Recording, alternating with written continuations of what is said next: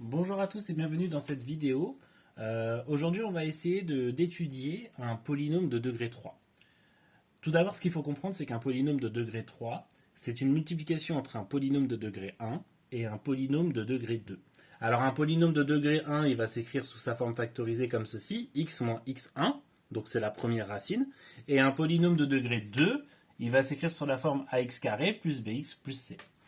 Donc, on va d'abord, dans un premier temps, rechercher la racine du polynôme de degré 1.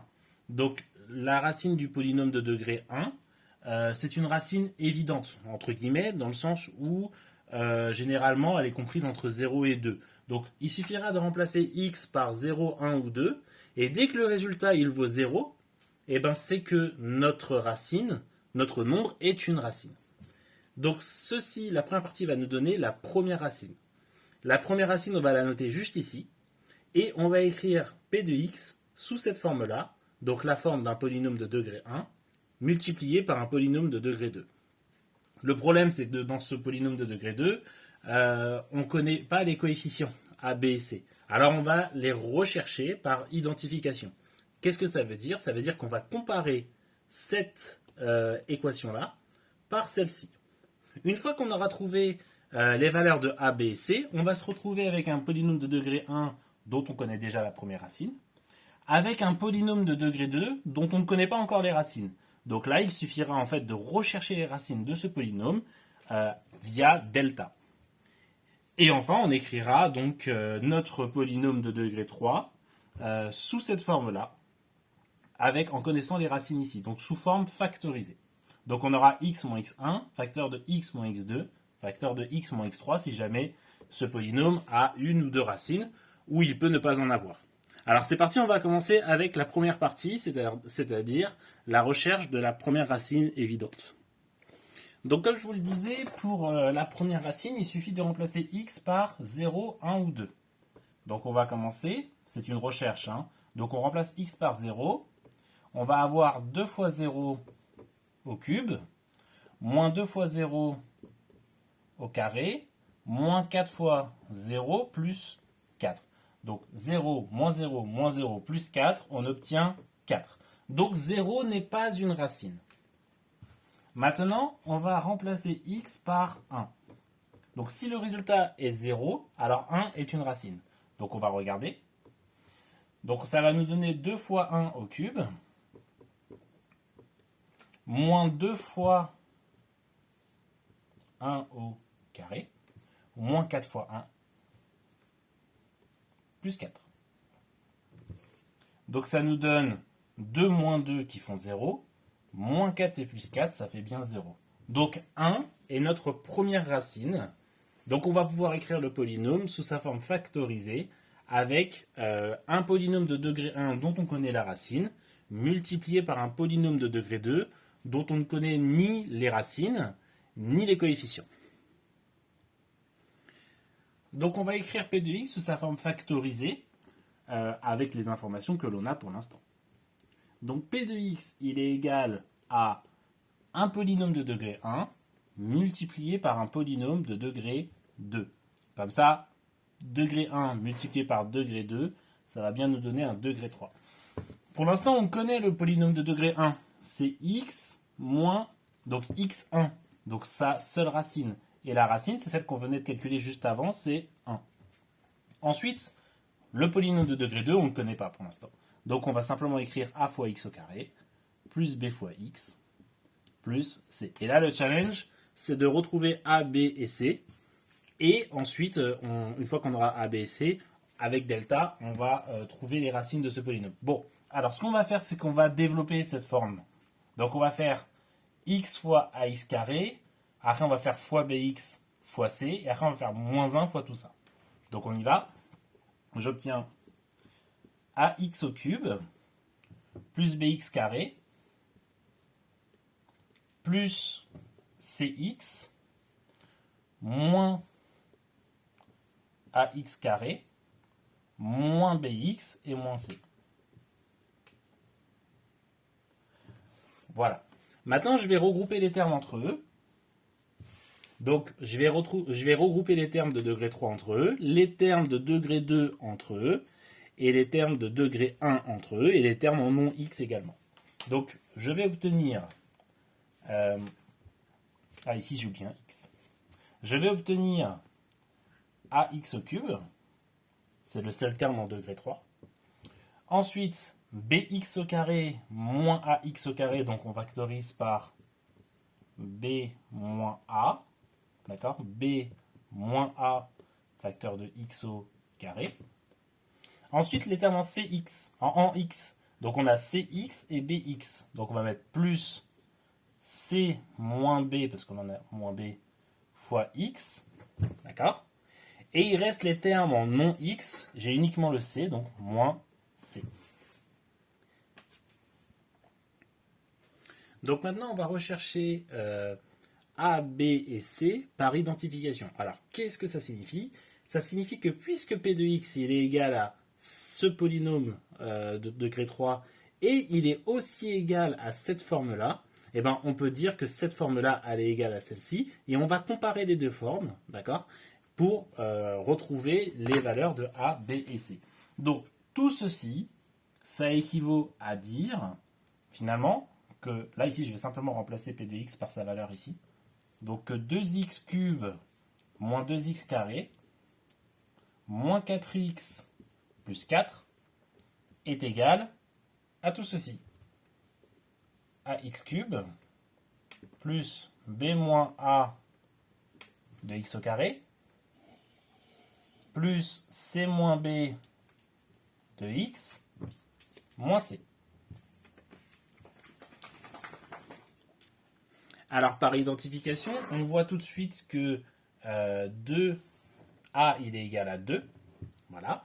Ensuite, on va avoir la partie en x au carré ici. Donc on va avoir moins 2 qui est égal à b moins a. Mais comme on connaît déjà la valeur de a, on va pouvoir remplacer par a. Ensuite, on va avoir c moins b de x. D'accord? C moins b qui est égal à moins 4. Et moins c qui est égal à plus 4. Alors on y va, c'est parti. On va avoir par identification donc a qui est égal à 2. Ensuite, b moins a qui est égal à moins 2. C moins b qui est égal à moins 4. Et enfin, moins c qui est égal à plus 4. Une accolade. Ceci, ça équivaut à dire... Donc, on a le a qui vaut 2 toujours. B moins a égale à moins 2. Donc, ça fait b moins 2 égale moins 2. Donc, b égale moins 2, ce qui fait moins 4. Moins 2 plus 2. Attendez. Donc, b moins 2 égale moins 2. Le moins 2 ici, je le bascule de l'autre côté, ça fait plus 2, autant pour moi. Donc b égale à 0. Excusez-moi. Donc c moins b égale moins 4. Vu que b il vaut 0, on vient de le calculer ici, eh bien c il vaut moins 4. Et donc ça se confirme sur la dernière ligne, parce que moins c égale 4, ça fait que c égale à moins 4. Voilà, on vient de trouver nos trois coefficients. A, B et C. Donc tout à l'heure, vous vous souvenez, on avait dit que le polynôme P de x pouvait s'écrire sous la forme d'un polynôme de degré 1 avec un polynôme de degré 2. Là, nous avons trouvé les valeurs de A, B, C. Donc on peut tout de suite dire que P de x, il est égal à x moins 1. Facteur de, donc on a dit A, il vaut 2, x au carré. B, il vaut 0, donc ça fait 0x, ça fait 0. Et C, il vaut moins 4. Donc 2x carré moins 4. Voilà, nous avons trouvé la forme factorisée de P de x. Alors, nous avons donc écrit notre polynôme P de x sous la forme d'un polynôme de degré 1 multiplié par un polynôme de degré 2.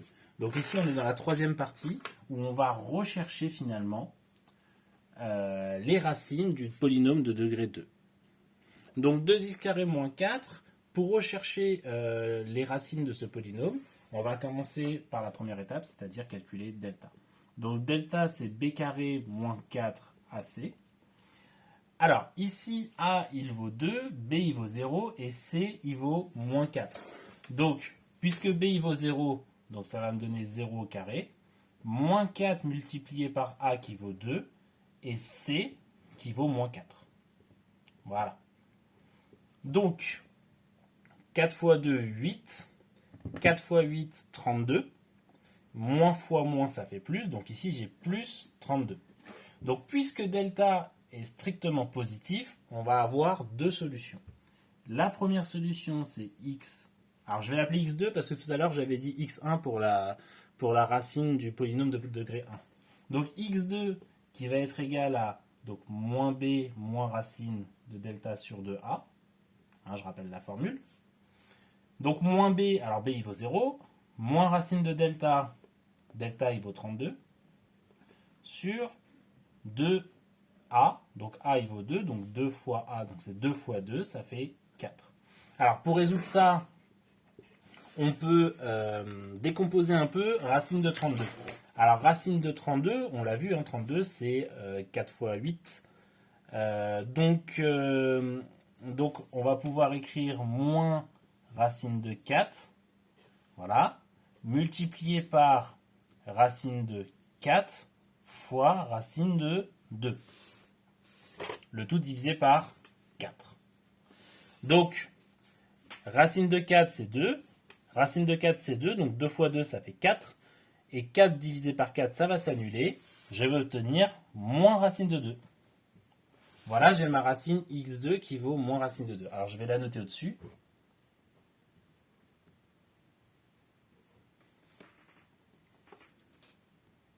Bon, j'ai libéré un petit peu d'espace sur le tableau pour que ça soit bien clair. x1, c'est la racine qu'on a cherchée ici, donc pour le polynôme de degré 1. x2, c'est la première racine du polynôme de degré 2 qui se situe juste ici. Elle vaut moins racine de 2. Et maintenant, on va calculer x3, qui est égal à moins b plus racine de delta sur 2a. Alors, b, il vaut 0, donc on va avoir plus racine de 32 sur 2 fois 2 qui font 4. Finalement, racine de 32, c'est la même chose que tout à l'heure, donc on peut dire que c'est racine de 4 fois 8. Mais 8, c'est racine de 4 fois racine de 2. Comme ceci. Le tout divisé par 4. Alors, racine de 4 fois racine de 4, ça fait 4. 4 divisé par 4, ça s'annule. Il nous reste racine de 2. Voilà, nous avons trouvé la troisième racine du polynôme de degré 2 qui est ici. Donc, du polynôme p de x. C'est donc la deuxième racine du polynôme de degré 2 qui est là. Et c'est racine de 2. Donc je rappelle également qu'un polynôme de degré 2 peut s'écrire sous sa forme factorisée a facteur de x moins x1, facteur de x moins x2. Donc ici, je vais pouvoir réécrire p de x est égal à a, donc le 2, facteur, donc j'ai mon polynôme de degré 1 que je ne peux pas retirer, facteur de x moins la première racine de ce polynôme, donc moins racine de 2, ça fait plus racine de 2, facteur de x moins racine de 2. Donc c'est une autre façon d'écrire p de x.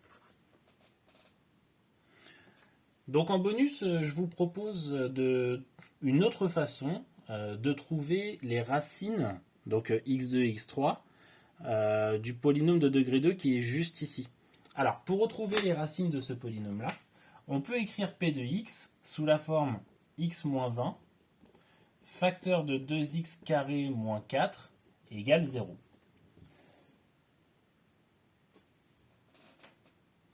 Donc puisque c'est une factorisation, si tout ceci est égal à 0, c'est soit que cette partie-là vaut 0, soit que cette partie-là, elle vaut 0. Donc on y va, ça nous donne x moins 1 égale 0. Ceci équivaut à x égale à, donc le moins 1, je le bascule de l'autre côté, ça donne plus 1. Donc on retrouve notre x1 finalement. Voilà. Ensuite, on a 2x2 carré, donc 2x carré moins 4 égale 0. Ça équivaut, donc le moins 4, je le bascule de l'autre côté, il devient plus 4. Donc 2x carré égale 4. Ça équivaut à x au carré égale 4 divisé par 2, ce qui fait 2, ou x carré égale